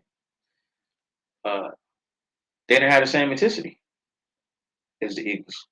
The offense did. The defense of the Lions definitely did. But the offense, they had an intensity. So they got beat up. When they win games, the offense has the intensity to beat up the other team's defense. Usually how that works. You have to be on the same thing. That's why I'm telling y'all during this series of the Man vs. Machine, you got to get on offense. If you're going to win a war, at some point you have to go on offense, right? Can't be on defense. And you are at war spiritually. Make no mistake about it. Your enemy, whoever you want to call him, Belial, Lucifer, your enemy, the devil, three things: steal, kill, destroy. Right? So you have to meet him with the same intensity. The problems that you got, poverty, you have to meet it with the same intensity that you want to get rich with, right? If you got all these bills and all these things coming up against you, right? You got to take that same intensity that life's problems are coming at you with and fight it back with, right? So you got to fight it back with the ferocity that I'm going to do. I'm going to put this into winning, right? I can't put this stuff into winning if I'm wasting my time doing things that's going to stop me from being productive, stop me from being successful, right? I'm helping it defeat me, right? If I don't get on my calling and on my purpose, right, and I waste my time doing this, that, and the other, right, I'm helping the devil stop me from being who God created me to be. You guys is the same way. If you're not putting this energy into your purpose, right, you're helping him to win. So whatever challenges you're facing, you have to face those with the same intensity. Y'all ever watch football, right? And the defensive line and the offensive line, what do they do? Bang in the middle. Somebody going this way, somebody going that way. The person that pushed the people in the direction that they're trying to go is the one who will win. So if the defense goes, pushes the offensive line back, the plays get messed up, right? And the offense can push the defense back, they can score. So the things that are coming at you in life, right? You have to meet it with more. I ain't even gonna say the same intensity. You have to meet it with more intensity, more discipline, more focus, right? If things are coming against your relationship, right? Bad things, you guys got to come together and pray, lock in together, or whatever you got to do 10 times more than the evils that's coming after y'all, right? Y'all got to sit in the house and not go out to the club. If y'all got to, cut family or bad decisions or bad friends off, that's what y'all got to do. If it's in your money and your finances that you're working with, you got to buckle down, right? You got to come up with the plans like, okay, shit, man, this bill's doing, I got the money for that. What are we going to do to get it? If I got to work 10 more hours, or if I got to put this into this investment, or if I got to sell this and sell that, right? This is what you got to understand. You have to come after whatever is coming after you way harder. One of the things they teach you in the military, is you got to make war so terrible that the person against you don't want to wage it no more. That's the devil. He wants to wage war against you, so you have to make it so terrible for him. And how do you do that? Waking people up, speaking your truth and your testimony, being what God created you to be. You got to put your focus on that instead of things that keep you at a low vibration, those friends that keep you at a low vibration, those places that keep you at a low vibration, right? Those mistakes that you make constantly, yeah, you're going to make them, but you can't let them start defining who you are. Everyone's told a lie. You know how you become a liar? Constantly telling lies. You know, you know how you get the spirit of Jezebel in you? Embracing that shit, embracing toxicity. You know how you get the spirit of Cain, killer in you, embracing anger instead of embracing love. That's how that happens. That's how that happens. Because if you feel with love, right, you feel with positivity, you're not gonna want to see or do negativity, right? So as much as I like hanging out, right, if I want to stop wasting my time being in those spaces, then I need to fill myself with something else, right? I need to start reading these instead of watching TV and watching things that keep me at a low vibration, right? Not just that book, but any book that's positively building your character, right? I need to have the same intensity that I sit there and play the game all day that I need to do with building my business if I want to be prosperous and successful, unless I'm getting paid off games, right? I need to be if I have a problem with my temper, then I need to put peaceful things into my life and understand, get myself to a level where whatever you say don't affect me no more, right? This is how you do that, but you have to have the same intensity to want to be better, to want to be better. That's what people don't get. It's easy to do the shit that's not going to get you where you want to be or where you see yourself at. But then you got to realize people see themselves in these dark places, in these low vibrational places, in these levels. Some people cool with being broke or just having enough. If that's you, you're on the wrong damn channel. Some people cool with being crazy and being violent. At a point in time, I was cool with messing with all the pretty girls that I could. Then I started seeing like, damn, there's some good women I done just fucked over. You know what I'm saying? How many times you gonna get away with that? You know, you have to. So now the intensity is being a better man. So when the right person comes, I don't fuck it up this time. You know, I've done that over and over and over and over again. I don't know how many shots I'm gonna get because it ain't too many good ones out here, ladies and gentlemen. I'm telling you that for sure.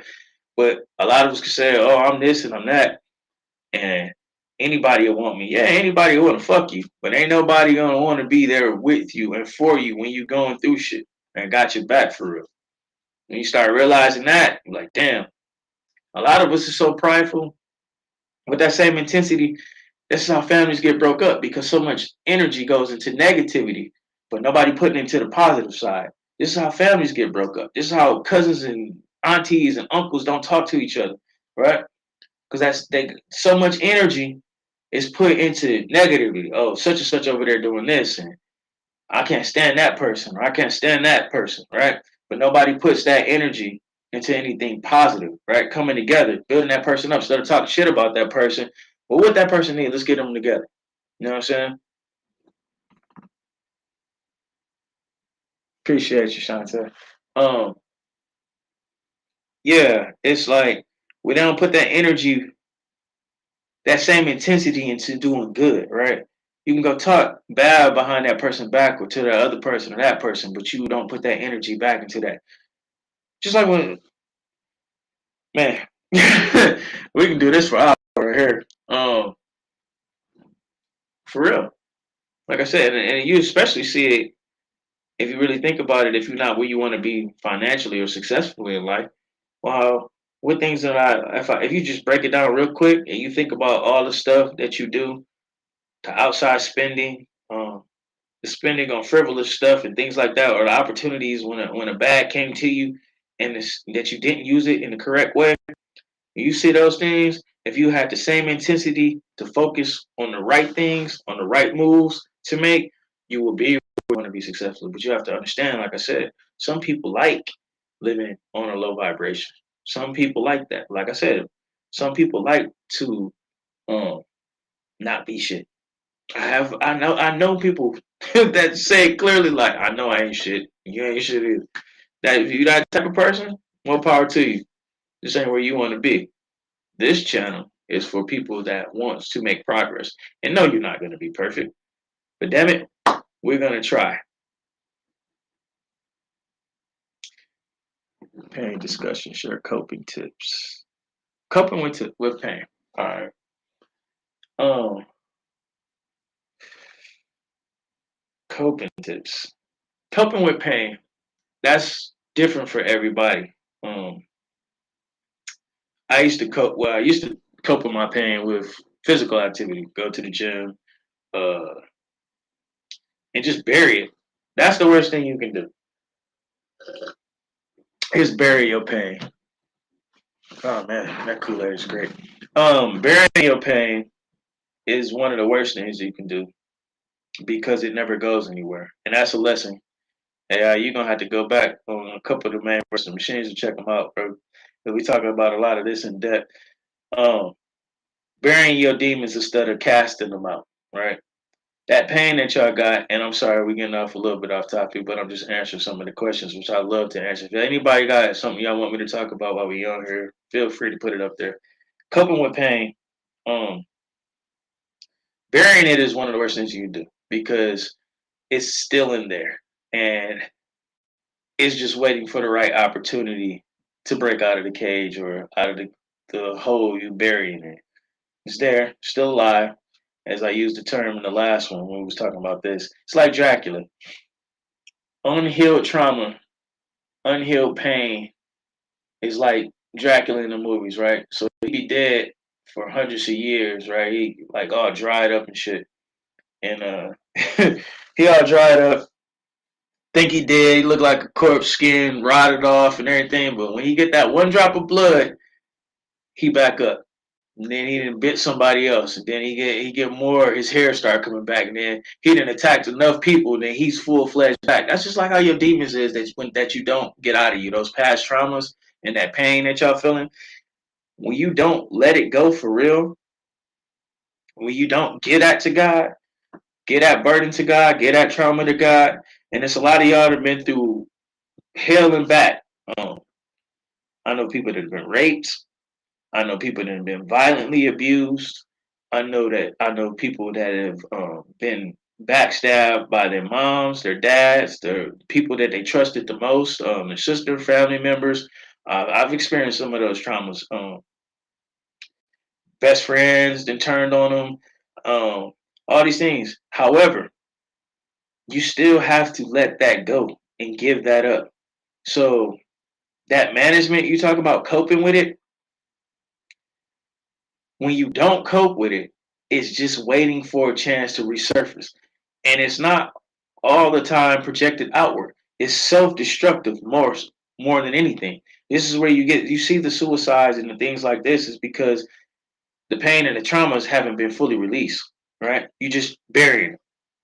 But they're gonna pop back out of that hole one day from some trigger, for some trauma. This is how you see people able to go do nefarious acts, how people can murder and how people can kill, how people can even lie on people, right? And people have been good to them and they can still lie on them because past traumas, somebody else did something to them, so they project those traumas onto that new person, right? This is how people can go out and do even the cheating part, like because the past traumas haven't been healed. So acknowledging that it happened, right? The coping mechanism, acknowledging that it happened, right? Yes, this happened to me, but I'm not going to let that have an effect on me so much that it destroys me, right? Yes, it happened, but I'm not going to let that hold me back. Yes, that happened, but I'm not going to let that drive me crazy. Yes, that happened, but I'm not going to let that make me a bad person, right? Like I said, I grew up without my father. It hurt. Up until the point I was 5, I ain't gonna say he was my best friend because my grandpa was, but he was my second best friend, right? And he just up and left, tell a whole bunch of lies, this, and that, right? I could have let that, and I hear grown men say this, and I don't even understand how you could do this. I could have let that make me not be a good father.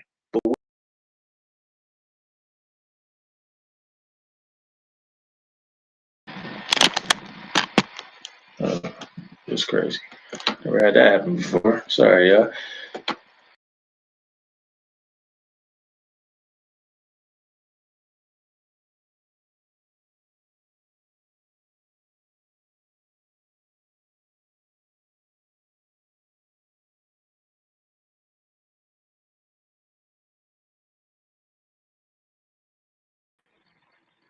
Because I could think about what if my dad was there. I was exceptionally gifted in sports, athletic wise.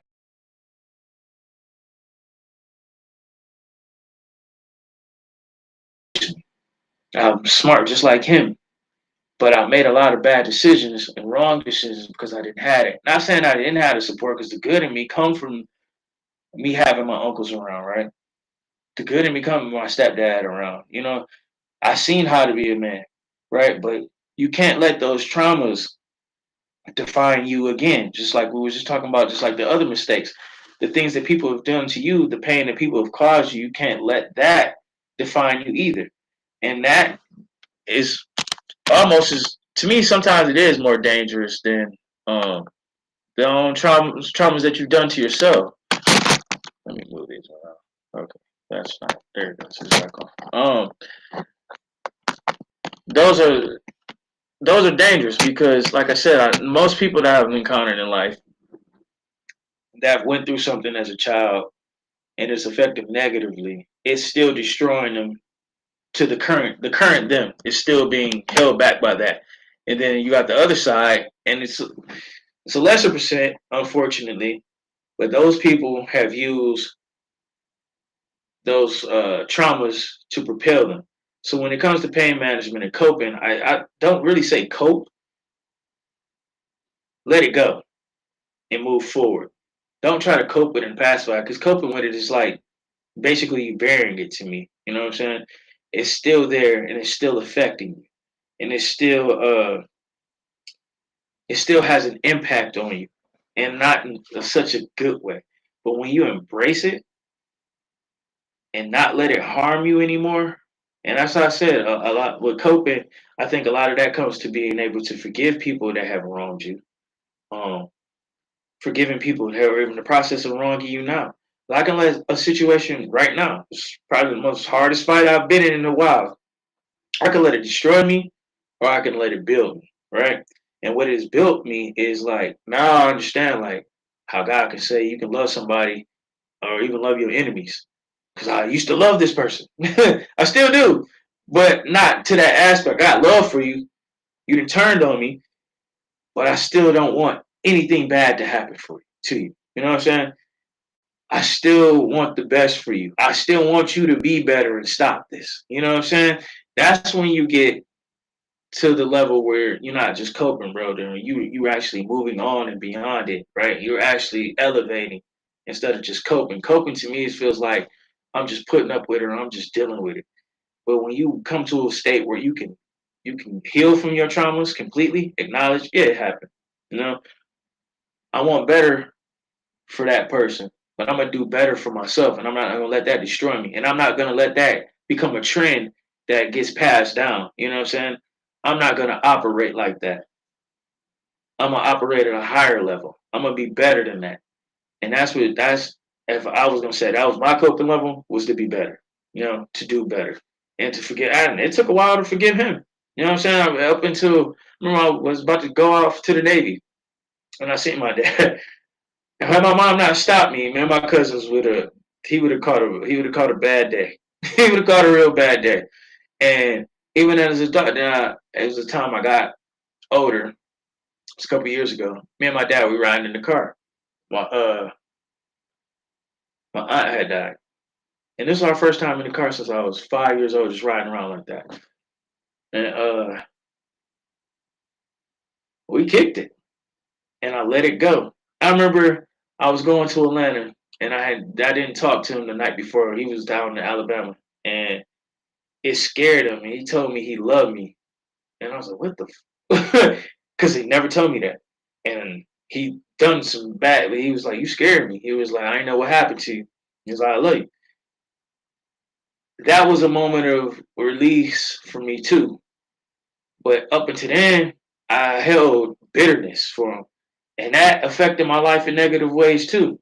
I used to use that as a cop to act violently to people. You know what I'm saying? And what did violence ever get me? Almost sent to prison for beating people up. So coping, I want to say cope, bro. Just learn how to move past things that have harmed you and hurt you and turn that into strengths. Turn those weaknesses into strengths for yourself, mentally and spiritually.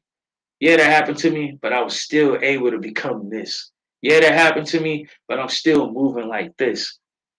And that let that be that. And this is not gonna happen to this generation because I'm gonna do something about it because I don't want nobody to go through what I've been through. The reason I do these main versus machines, I don't want nobody to have to go to war like my life's been a war. Life's been a battle. I don't know nothing but war. That and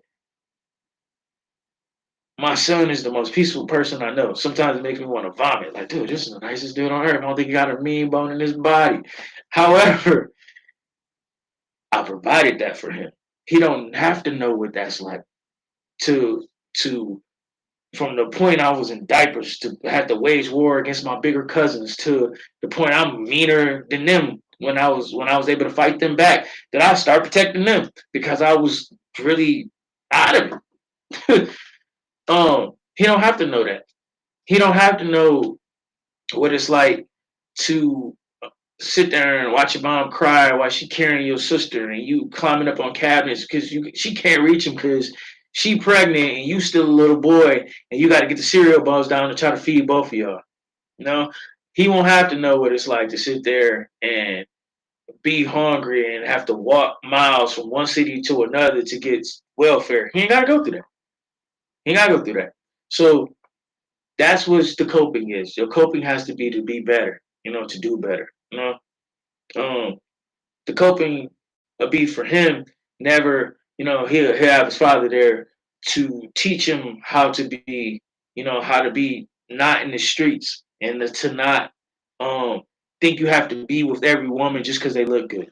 Now I can teach him that, you know what I'm saying?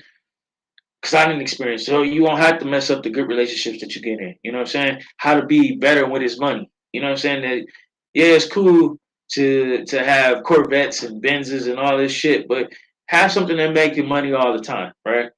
Have something that's bringing in money first, constantly, passively.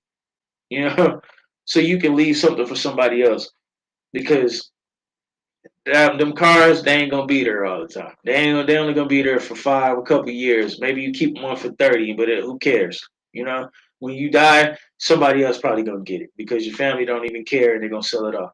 But that 40, 50, 60, $70,000 could have been put into something that been making money for you for the rest of your life. Those are the coping conditions you gotta have, bro. Like when it comes to coping, it's just to make that situation better. Like, yeah, they did me wrong, but you know what? I'm not gonna treat somebody else that way. And then hopefully you can teach somebody else not to do that too. That's how you should cope with the pain that you had in your life. Um, is to turn that pain into power and to use it against the evil. You know, to use it. That's how I cope. Everything I went through is a testimony to y'all, and hopefully somebody on here can benefit from that. Um, that's pretty much what I would say. But yeah, back to what we were talking about again. If you just jumped on the live, what's up, G4? Um, what's up, Nina? Yeah, if you just jumped on the live, it's like I was saying is not letting your falls hold you back and make you think that you're not useful in the kingdom, right? Make you not useful, that God doesn't have use for you still, and He certainly does. And if you didn't catch the live, like I said, I'll play it back. Where we at? Ooh, all right, 2 hours. We'll finish out in this 10 minutes. But what's up, Kimberly? Man, so many more people jumping on. Uh yeah, just not letting those things define you. I use examples, like I said. The difference between Saul and David, when Saul made his mistake, he had no repentance for it. He doubled down on it. right? That's like you doing something to somebody, right? You doing something bad that you know is wrong, right? You done lied to somebody, and you just gonna do more shit, right? They ain't did nothing deserving of what you're doing to them, but you're just gonna continue on, right? That's when God can't use you no more. Because when you just I'm gonna ride like this. This is what Pharaoh did. Pharaoh could have easily just let the Israelites go, right? No, he doubled down in it.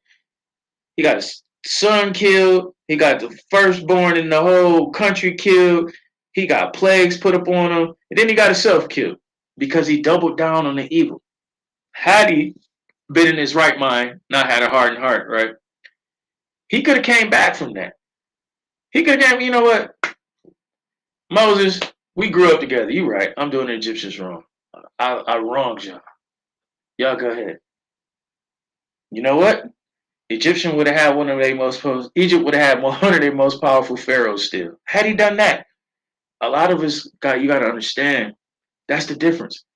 Not being doubling down on doing evil, right? Not doubling down and on your mistakes, like I can't get out of it. Rather, if it's depression, I'm useless, I'm worthless, I made a mistake. No, that's a lie. That's a lie. Straight from the pits of hell. You are worth a lot more than gold. I'm telling you, y'all problems, even y'all setbacks, even y'all fallbacks, is a testimony to somebody else that they can get through this. We just been on here 2 hours, and I'm just telling you how I screwed up on the weekend. It's turned into a 2 hour conversation, right? And it's just getting more people on the live. You know, I made a mistake, but it became a testimony. You know what I'm saying? I'm not gonna let that define me. Not gonna let it define me. So y'all gotta understand that's what it's about. Moving forward, not dwelling in it, but moving forward in a positive light. Correction, acknowledging. Don't let the world confuse you, right? That you're not gonna make a mistake, and if you do, you know, you're worthless, you're useless, you can't come back from that. Those are all lies. They're all lies. It's not the truth. Absolutely not. I'm a living example. I done made more mistakes than I can count. It's times I could have been like, man, I got this didn't happen to me, and I can't overcome that. And I mean, when I lost my job at Ford, I was on the line. I became superintendent at Dana. The superintendent. I had supervisors under me. I went from worker at Ford, site manager at Jeep, lead supervisor at General Motors, superintendent at Dana, lead supervisor at NSG or lead area. And in the process of all that, still owning my own business. I could have just gave up. I made a mistake. Could have gave up. Long time ago. There's a lot of things I did that I could have made a mistake for and gave up. Don't think because you did these things. Shoot, I've been through a divorce, and I've and I've met better situations after that. You know what I'm saying? I like don't let these things define you. Y'all mistakes define you. You know what I'm saying? Like one thing y'all gonna get on this channel is authenticity. Now I'm going to teach. I'm gonna keep it real. You gonna my ups and my downs. I don't just jump on here talking about, hey, I got this and I got that, this and that. That's why I said I can never rock with people like that because God can change your situation, bad or good, just that quick. You can have it all one day and be broke the next. And this is what you see with a lot of these people, man. Because like I said, a fool and his money is easily departed. A lot of these people you're gonna see that's got it right now and just doing stupid shit with it ain't gonna have it. Cars and all that stuff don't even impress me no more. I done had I lost count at 67 cars in my life. Literally. All kinds of them. Get them and flip them. And that shit don't really matter. What matters is being a good person. What matters is being able to put people in position to help themselves. That's what really matters. And I'm not even a millionaire. But that's what matters to me. What matters to me is like now it's like, damn, I see all these people that got it and they're not even doing the right thing with it. So I need to become the person that got it and do the right thing so I can pull up some more people. When they get it, they can do the right thing. You know what I'm saying? That's what it's about for me now. That's the fuel. That's the coping.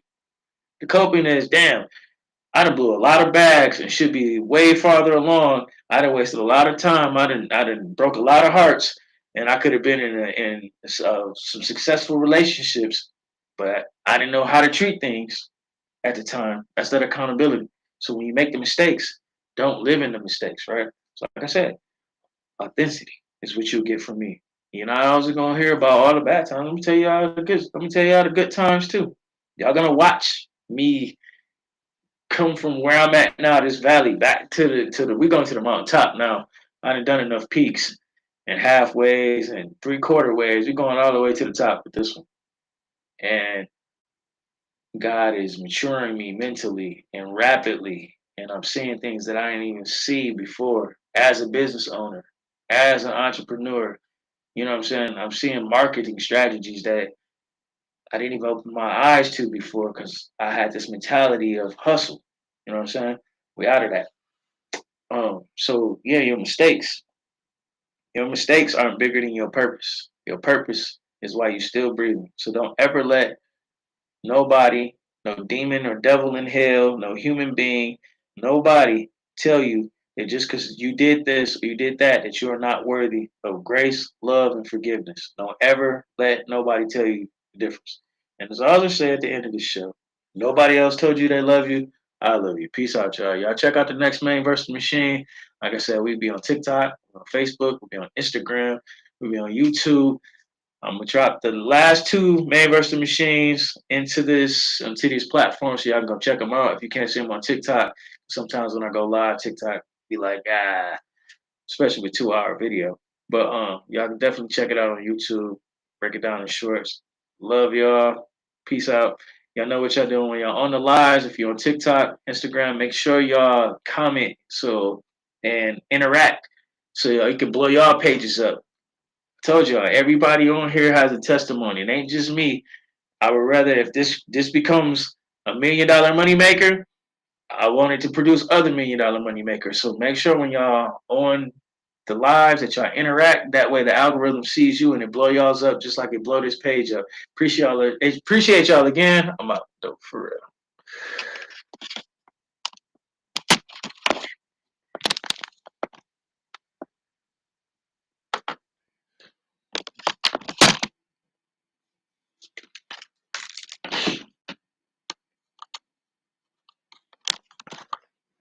Mm-mm-mm. But it is what it is.